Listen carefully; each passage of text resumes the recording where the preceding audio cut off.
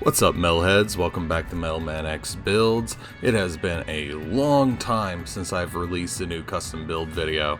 It has been 2022 was a heck of a year for me as far as channel growth, but also just in my personal life. Things in the last couple of months have been insane. I got a new house, I got a new job, and then I busted my knee and might have to have surgery on that. So it's been a complete wild ride, but I'm really glad to be back. Working on getting my setup still back to what it was, so trying to figure out a couple of camera issues that you're going to see in this video. But we're working today with the Flametoys Optimus Prime G1 version and the Flametoys Megatron IDW Decepticon version. We're going to be doing a custom base for it, as well as adding LEDs and custom paints.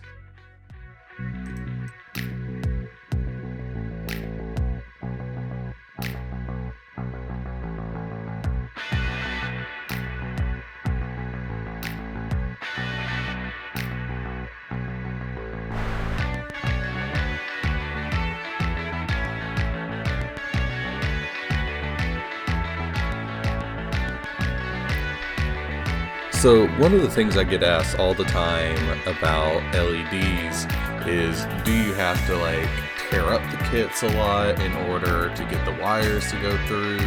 And that's kind of a yes and no answer. It really just depends on the kit.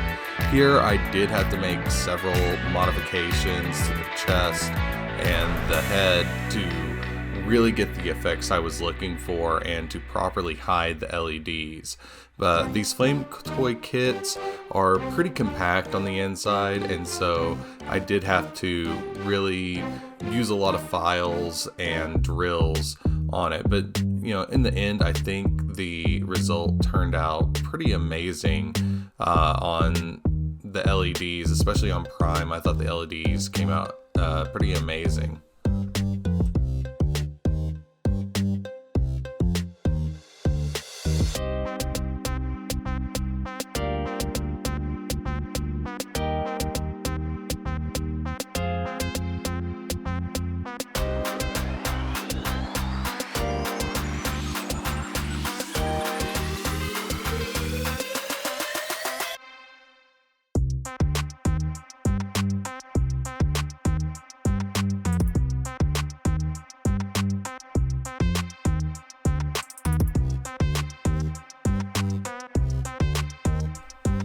So one of the most frustrating things about doing LED customization is that whenever you're building the kit, you have to be constantly thinking about, okay, where are my wires going to go? How am I going to hook this up to a power source? What's my end goal? So it's very difficult to just go in and say, oh yeah, I'm going to put an LED in this kit and it's going to be whatever. It's not going to be a difficult time. And you can totally do that, but you really have to have an idea of where your end goal is going to be. So like right here, I was originally starting with my usual method of having the LEDs going to be hooked up around the waist. But as I was looking at it, I decided to go with something else, and that's one of the things about these two builds that I'm really proud about. Is I tried something different on them, and we'll see that when we get to the legs. But making sure that you know where you want your LEDs to go and how those wires are going to have to go through is a big part of working with lights and kits.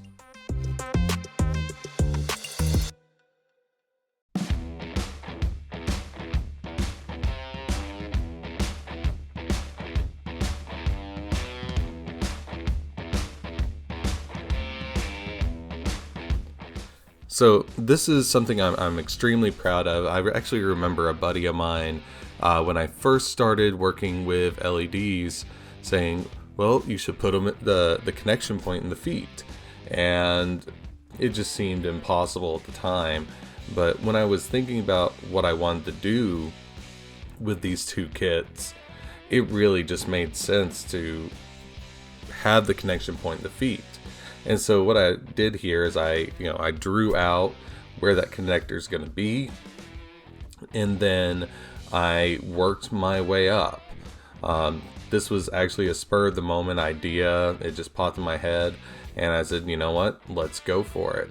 And I think with what the end result of this kit being what it is and the presentation, it actually turned out fantastic that I did this. And I might end up doing this to more ground-based kits, but we'll see how it goes.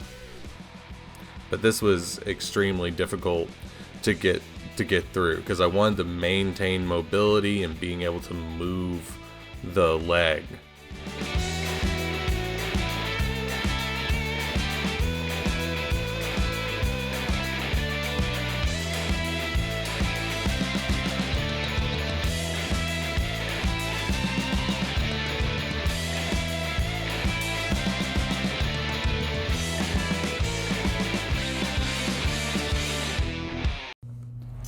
Have you been looking for that special kit, that holy grail kit, but everywhere you look all you get is sold out and you can't find it anywhere except for the sketchiest parts of the internet? Well, I want you to check out the HOard.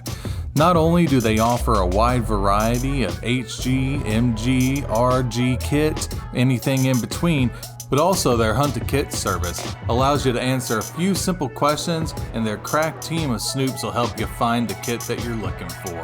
So check them out today over at HOardHobbies.com. Now back to the video.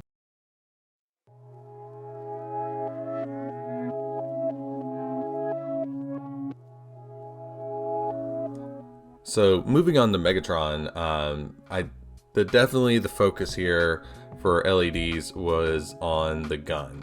Megatron's cannon is so iconic to the character that I knew I had to do it right. But I used 4 larger chip UV LEDs, and I wasn't exactly getting what I wanted. So what I did is I used UV resin to create a little lens that I put in there, and it kind of ended up looking a lot better that way. And so, but I ended up with a lot of wire that I had to hide inside the cannon itself. And so you're gonna see how I had to twist and turn and really hide that wire. And while that's not a bad thing, it does, when you have that much wire trying to hide it, it makes it to where you can easily get something caught, and you have to watch out for pinch points because you don't want to do all that work and end up with one of the LEDs no longer working.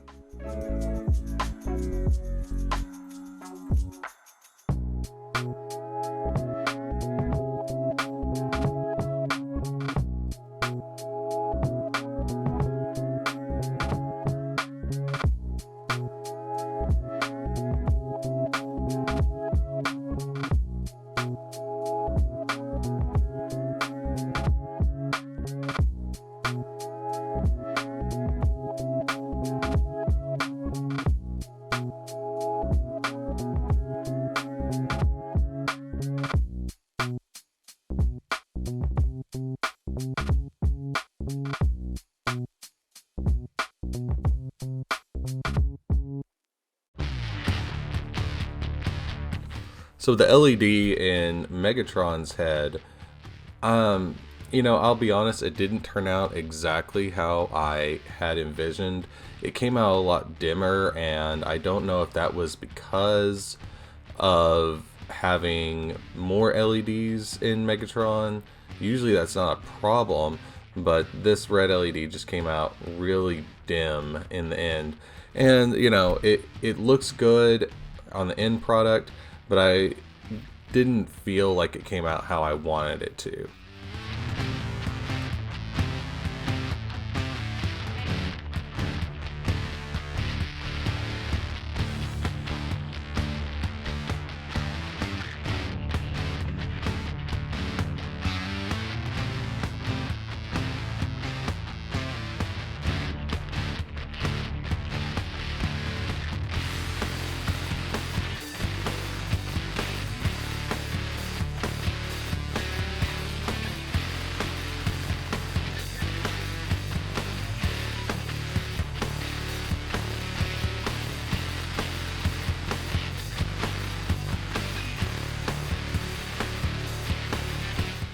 running the wires through Megatron became a very big issue, actually, because once again these Flametoy kits are pretty compact on the inside, and so I had to cut a lot away from the neck and drill a lot of holes to get through that one that chunk right there.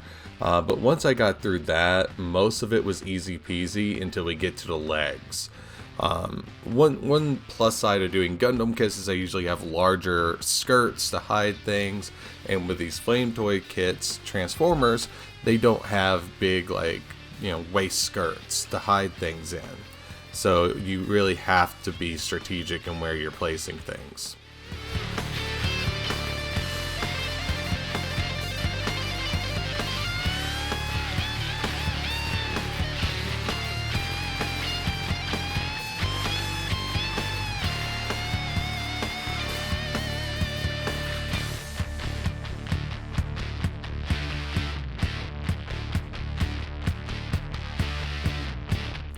So much like with Optimus, I did run the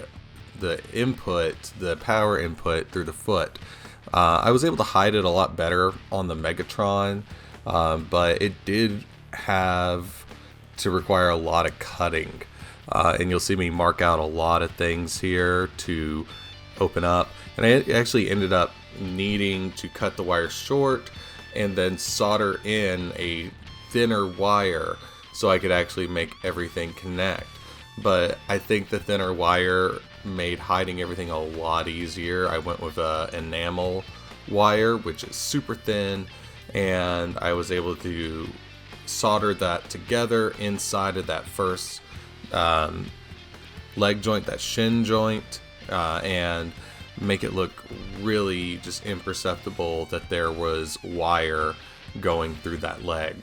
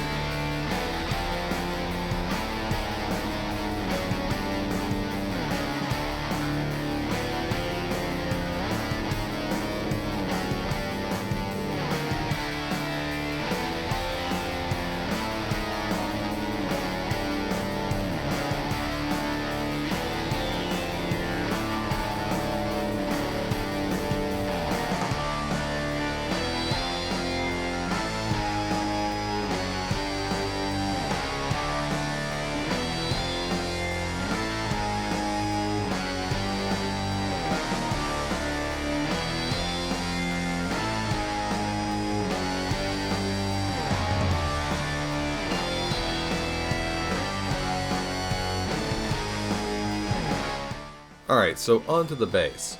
So if you've been to the channel before, you know I like to use these hexagon bases so that I can hide battery packs and other things like that. And I originally was just going to use this long 2 hexagon base that I had, but I couldn't quite decide on what pose I wanted the kits to have, like if they're standing side by side or facing each other. And so what I wanted to do is I wanted to create something with the best of both worlds. So I ended up cutting one of the hexagons in half and gluing them together, another one to it, and adding this little hinge that I found at a hobby store. And it's a little jewelry box hinge. And so what that allowed me to do was to be able to have multiple poses just simply by opening it up so I could have them side by side or standing with one another. To secure the halves together so it just didn't flop around, I added neodymium magnets on either side of the base and secured them with super glue. And so they will actually kind of click together and it's pretty satisfying. I used some foam, some XPF foam, cut it up all janky to make some rubble, and you'll see me paint it up and we'll get a really cool, almost diorama scene out of this.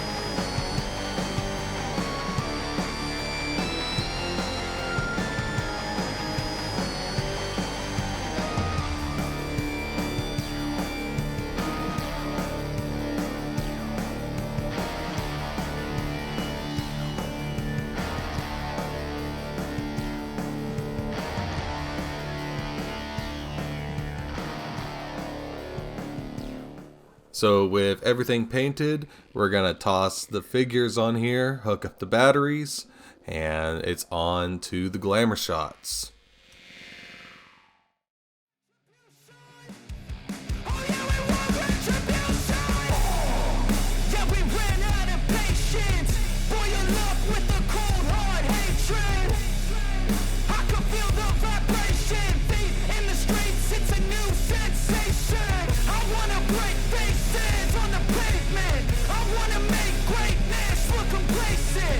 Adrenaline awaken.